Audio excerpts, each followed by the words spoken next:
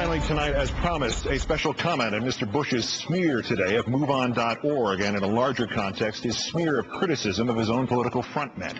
With the president behaving a little more than usual, like we'd all interrupted him while he was watching his favorite cartoons on the DVR, stepped before the press conference microphone, and after sidestepping most of the substantive issues, like the Israeli raid on Syria, in condescending and infuriating fashion, produced a big wow political finish that indicates certainly that if it was not already, the annual Republican witch hunting season is underway.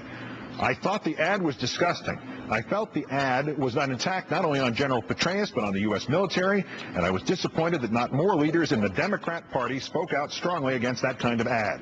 And that leads me to come to this conclusion, that most Democrats are afraid of irritating a left-wing group like MoveOn.org, or more afraid of irritating them than they are of irritating the United States military. That was a sorry deal. First off, it's Democratic Party, sir. You keep pretending you're not a politician, so stop using words your party made up. Show a little respect. Secondly, you could say this seriously after the advertising mugging of Senator Max Cleland, after the swift voting of John Kerry. But most importantly, making that the last question, a plant, so that there was no chance at a follow-up. And so nobody could point out, as Chris Matthews did so incisively a week ago tonight, that you were the one who inappropriately interjected General Petraeus into the political dialogue of this nation in the first place. Deliberately, premeditatedly, and virtually without precedent, you shanghaied a military man as your personal spokesman, and now you're complaining about the outcome and then running away from the microphone? 11 months ago, the president's own party, the Republican National Committee, introduced this very different kind of advertisement, just 19 days before the midterm elections. Bin Laden and Zawahiri's rumored quote of 6 years ago about having bought suitcase bombs, all set against a ticking clock, and finally a blinding explosion and the dire announcement, "These are the stakes, vote November 7th. That one was okay, Mr. Bush. Terrorizing your own people in hopes of getting them to vote for your own party has never brought as much as a public comment from you. The Republican hamstringing of Captain Max Cleland and the lying about Lieutenant John Kerry, those met with your approval. But a shot at General Petraeus, about whom you conveniently ignore, it is you who reduced him from four-star hero to political hack. That merits this pissy, juvenile blast at the Democrats on national television. Your hypocrisy is so vast, sir, that if we could somehow use it to fill the ranks in Iraq, you could realize your dream and keep us fighting there until the year 3000. The line between the military and the civilian government is not to be crossed. When Douglas MacArthur attempted to make policy for the United States in Korea half a century ago, President Truman moved quickly to fire him, even though Truman knew it meant his own political suicide and the deification of a general who history suggests had begun to lose his mind.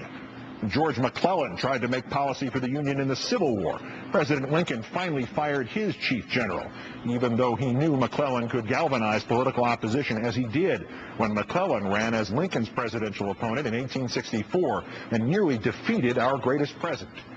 Even when the conduit flowed the other way and Senator Joseph McCarthy tried to smear the Army because it would not defer the service of one of McCarthy's staff aides, the entire civilian and Defense Department structures, after 4 years of fearful servitude, rose up against McCarthy and said enough and buried him.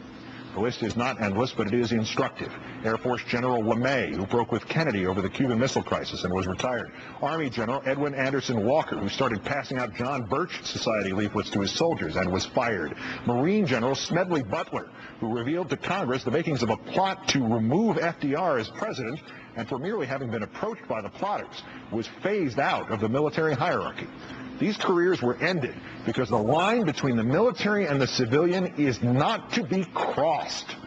Mr. Bush, you had no right to order General Petraeus to become your front man, and he obviously should have refused that order and resigned rather than ruin his military career. The upshot is, and contrary it is to the Move On advertisement, he betrayed himself more than he did us. But there has been in his actions a sort of reflexive courage, some twisted vision of duty at a time of crisis.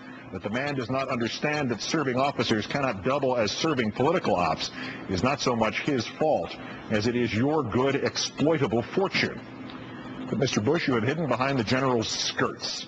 And today you've hidden behind the skirts of the planted last question at a news conference to indicate once again that your presidency has been about the tilted playing field, about no rules for your party in terms of character assassination and changing the fabric of our nation, and no right for your opponents or critics to as much as respond.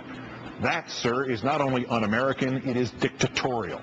And in pimping General David Petraeus, sir, in violation of everything this country has been assiduously and vigilantly against for 220 years, you have tried to blur the gleaming radioactive demarcation between the military and the political, and to portray your party as the one associated with the military and your opponents as the ones somehow antithetical to it. You did it again today, sir, and you need to know how history will judge that line you just crossed. It is a line, thankfully only the first of a series of lines, that makes the military political and the political military.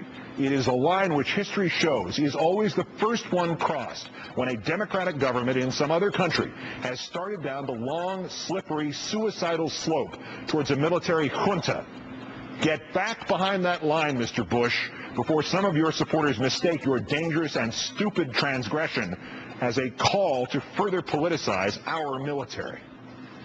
Good night and good luck.